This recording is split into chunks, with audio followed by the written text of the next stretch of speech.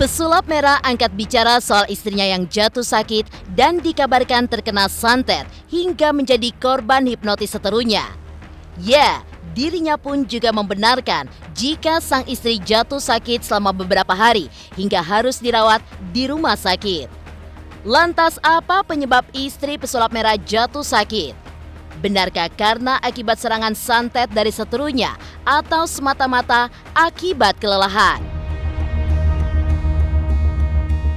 Tak hanya itu, kabarnya sakit istri pesulap merah berkaitan dengan rasa cemburunya terhadap sang suami yang belakangan ini menjadi buah bibir dan juga populer sehingga dikenal banyak orang dan jadi incaran gadis-gadis cantik dan seksi. Selain itu, polemik soal sertifikat hipnotis pesulap merah yang dituding palsu atau hasil membeli pun kian panas, hingga pesulap merah pun angkat bicara dan mengklarifikasinya. Lantas apa yang membuat pesulap merah mencap pihak yang menudingnya gagap teknologi dan mengada-ngada? Dan seperti apa tanggapan pesulap merah atas laporan beberapa pihak ke polisi terhadap seterunya Firdaus Owiwobo yang telah mempolisikan dirinya beberapa kali? Tak hanya itu saja, rupanya pesulap merah pun juga berencana untuk melaporkan balik Gus Samsudin ke polisi jika laporan Gus Samsudin ke Polda Jawa Timur atas dirinya tidak memenuhi unsur delik. Selain itu, pesulap merah pun juga masih menantang Gus Samsudin untuk membuat pembuktian atas ilmu pengobatannya dan mengakui bahwa semua teknik pengobatannya tersebut adalah sebuah trik belaka. Pemirsa, bersama Intens Investigasi, kami hadirkan kabar terkini, terpercaya, dan teraktual. Tetapi sebelumnya, jangan lupa untuk like, subscribe, dan juga share channel YouTube ini.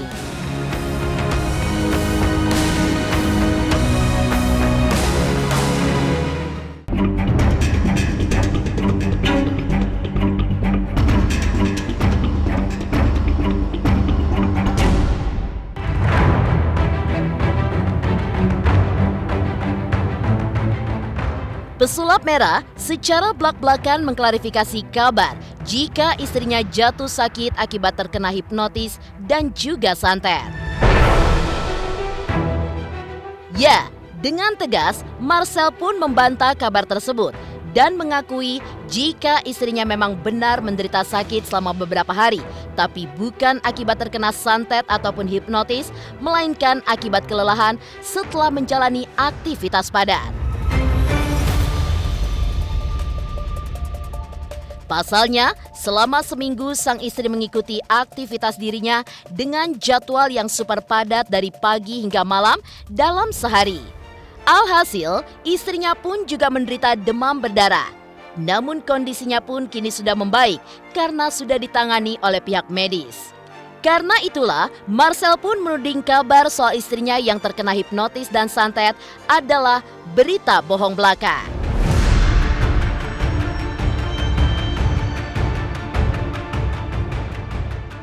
Enggak, itu fake banget, itu fitnah. Ada-ada aja. Istri kena santet sembarangan. Enggak, istri saya tuh kemarin ikut saya. Dia kan khawatir itu loh. Saya udah nggak lama, saya pulangnya seminggu sekali. Ya kan? Khawatir dia, ngapain aja sih nggak pulang-pulang. Ikutlah seminggu full, dari pagi ke pagi kerjaan saya tuh. Pas pulang-pulang, dia sakit demam berdarah. Demam berdarah mungkin karena kecapean juga ya, gitu sih. Gak ada kena santet sembarangan, itu mah berita-berita nyari clickbait aja. Udah dikasih, udah perawatan demam berdarah juga. Ya pasti ada aja orang-orang yang sebenarnya itu ada, pasti mungkin itu omongan dari orang-orang halu. Iya, karena kan dari dulu kan saya difitnah tuh yang katanya pembaca tarot, saya pernah ngeliat tuh beritanya. Katanya, wah pesulap merah nih dalam kondisi bahaya gitu kan. Ayah bilang ada yang pesulap merah nih, ada yang udah menyantet. Hei, ditunggu santetnya. Ditunggu, mana bahaya, sekarang malah saya punya kantor nih. Sang istri yang mengikuti aktivitas Marcel yang ingin mengedukasi masyarakat rupanya dilatari oleh kecurigaan dan juga rasa cemburu. Kecemburuan sang istri pun muncul karena dipicu oleh popularitas yang kini dimiliki Marcel. seperti dikelilingi oleh gadis-gadis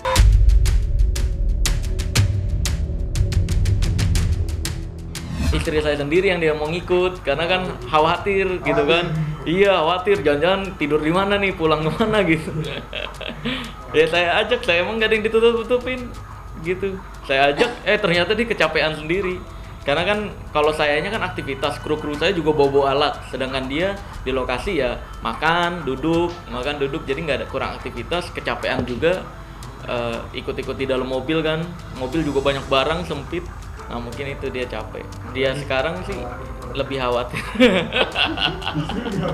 Enggak kan, karena kan saya genit-genitan itu emang ngebangun branding ya. Saya kan ngebangun branding nakal-nakalan, dan apalagi jadwal-jadwal malam ya. Fans-fans wanita itu seksi-seksi banget, ada yang meluk-meluk dan sebagainya. Lebih was-was, jadi sekarang lebih sering ngecekin inbox Instagram sih gitu, sama WhatsApp ya. Pas media sosial dipegang istri juga boleh? Enggak, cuma kalau pas ketemu aja jadi ngecek nih, kamu aku cek gitu. Dicek satu, ini siapa nih, ini siapa. Dari kabar pesulap merah yang membantah istrinya jatuh sakit akibat terkena santet dan juga hipnotis. Lantas, seperti apakah tanggapan pesulap merah atas tudingan jika sertifikatnya palsu dan hasil beli tanpa melalui pelatihan?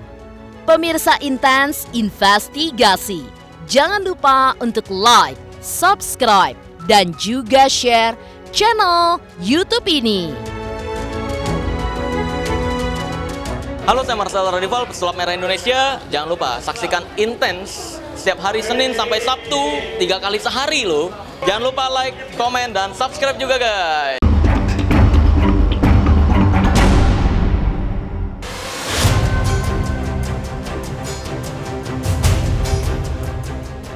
Ketika pesulap merah membantah soal kabar istrinya yang jatuh sakit akibat terkena hipnotis dan juga santet.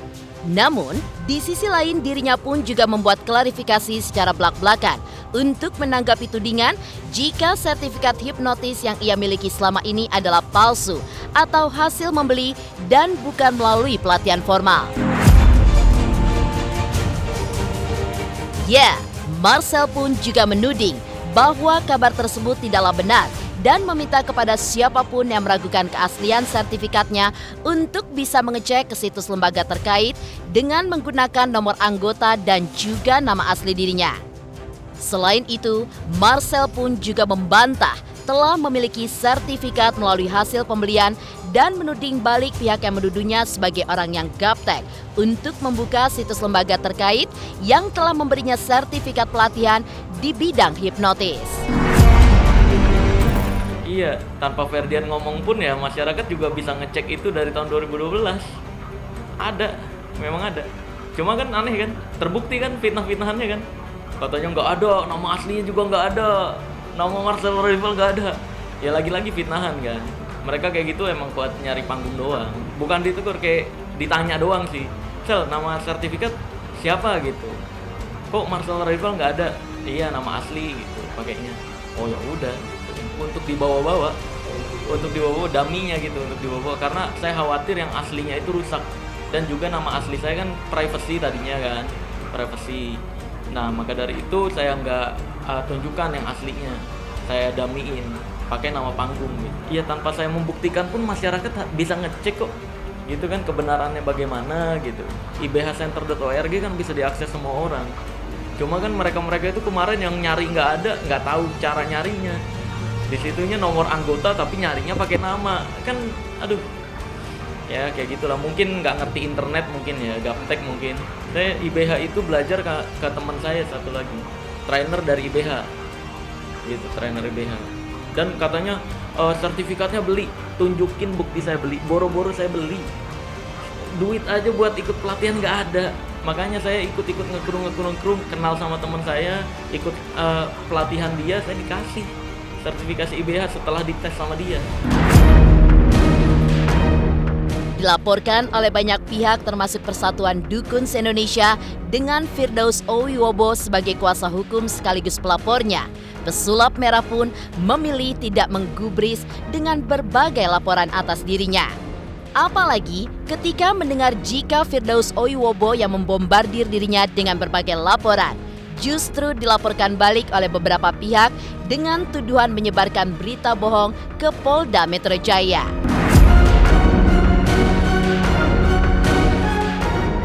Ya, pesulap merah mengaku tidak mau menanggapi kabar Firdaus dilaporkan ke polisi. Baginya urusan soal Firdaus tidak begitu penting karena dirinya lebih mementingkan urusan dalam mengedukasi masyarakat Indonesia dari berbagai praktek penipuan yang berkedok gaib dan juga agama. Satu saksinya belum saya hadirkan. Kenapa? Karena saya lagi nangani masalah lain. Ada masalah lain ya, terkait laporan kita juga yang baru. Nggak tahu ya, belum ada sampai sekarang. Surat panggilannya belum ada. Oh nggak tahu, saya nggak ngurusin hal yang nggak penting soalnya. Iya, bagi saya itu mah angin lalu aja. Hal-hal yang nggak penting kayak gitu kan saya nggak terlalu fokus ke arah sana sih. Saya lebih penting mengedukasi masyarakat Indonesia. Saya lebih fokus masyarakat Indonesia nih udah tersampaikan belum edukasi saya gitu aja. Ya udah, lu tetap dengan alibi kesombongan lu, gue nggak bakal kena dan delik nggak masuk. Gue juga tetap dengan program gue ngejalanin laporan biar masuk kan gitu. Laporannya udah masuk, sekarang tinggal saksi satu lagi. Silakan deh lu berdalih. Nggak masalah, asal ngomongnya sesuai fakta aja, jangan dipelintir-pelintir. Kalaupun dipelintir, saya serahkan lagi ke Tuhan saya, Allah Azza wa Jalla sih.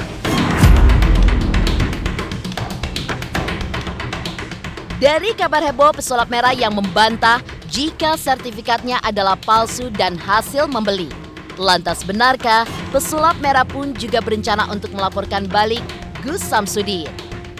Pemirsa Intens Investigasi, jangan lupa untuk like, subscribe, dan juga share channel YouTube ini. Saksikan Intens, udah kayak minum obat ya, sehari 3 kali. Oke, pokoknya ini berita terupdate di Intens. Oke, pokoknya jangan lupa di like, subscribe, and comment.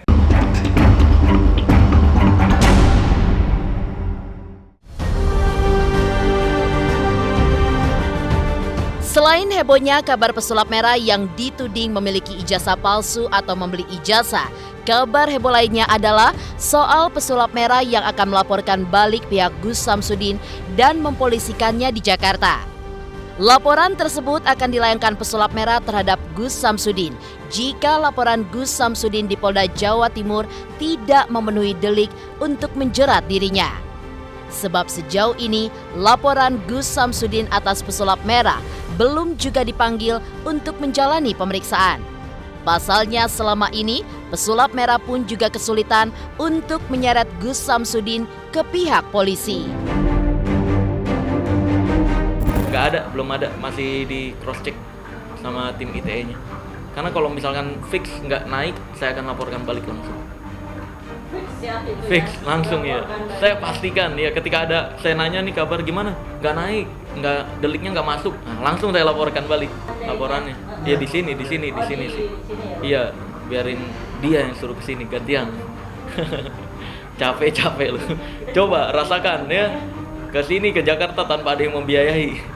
Kayak yang saya rasakan dulu. Sekarang difitnah lagi ada yang membiayai saya ke Blitar sampai dapat kabar dari polisi.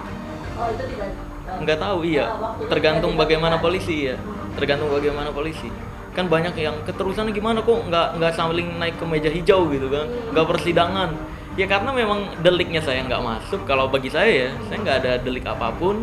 Terus juga laporan deliknya naik atau enggak, dilanjutin atau enggak, belum ada kabar sampai sekarang. Saya atas nama pribadi Samsudin memohon maaf untuk semua masyarakat Indonesia atas kegaduhan yang terjadi karena permasalahan ini. Sudahlah, ada banyak masalah yang harus kita selesaikan di negara ini, bukan hanya masalah yang seperti ini, dan semoga saja kegaduhan ini bisa berhenti sampai saat ini dan tidak berlanjut lagi.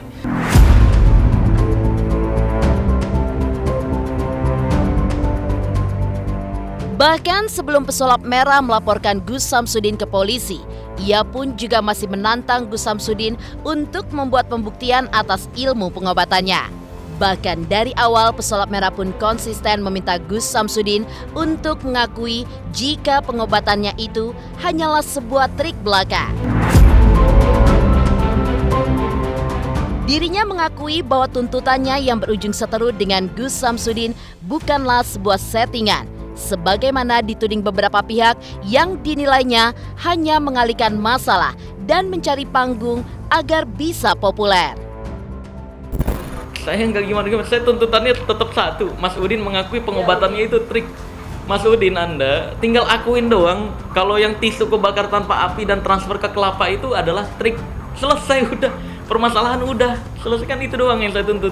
Ya buktiin aja kalau emang itu settingan. Nih kalau terbukti itu settingan, yang bilang itu settingan, gue beliin apapun yang dia mau deh. Sumpah demi Allah Azza wa Jal, kalau dia berhasil buktiin itu settingan, gue beliin apapun yang dia mau. Buktiin aja. Karena itu kan fitnah lagi-lagi kan. Lagi-lagi nyari panggung, fitnah. Aduh.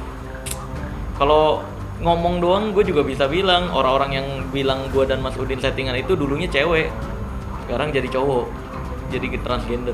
Nggak tahu siapapun ya, siapapun yang bilang itu settingan, kalau asal ngomong doang kayak gitu, gue juga bisa bilang asal ngomong. Berarti yang mereka-mereka itu dulunya tuh cewek, sekarang jadi cowok gitu. Atau kalau dia cewek, dulunya cowok, sekarang jadi cewek gitu. Kan simpel lah, kalau asal ngomong doang bisa. Iya, video-video itu kan sudah sangat lama sekali dan itu sama sekali sudah tidak kita tampilkan lagi begitu.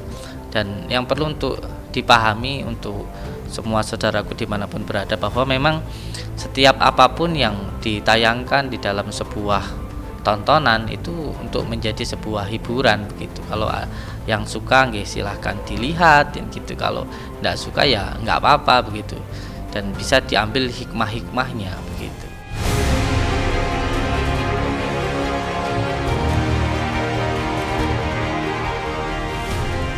Demikian pemirsa, kabar terkini, terpercaya, dan teraktual yang kami hadirkan hari ini.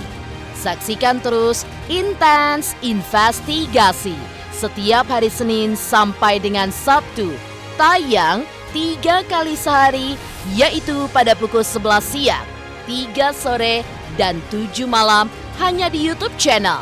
Dan pastikan jangan lupa untuk like, subscribe, dan juga share channel Intens Investigasi.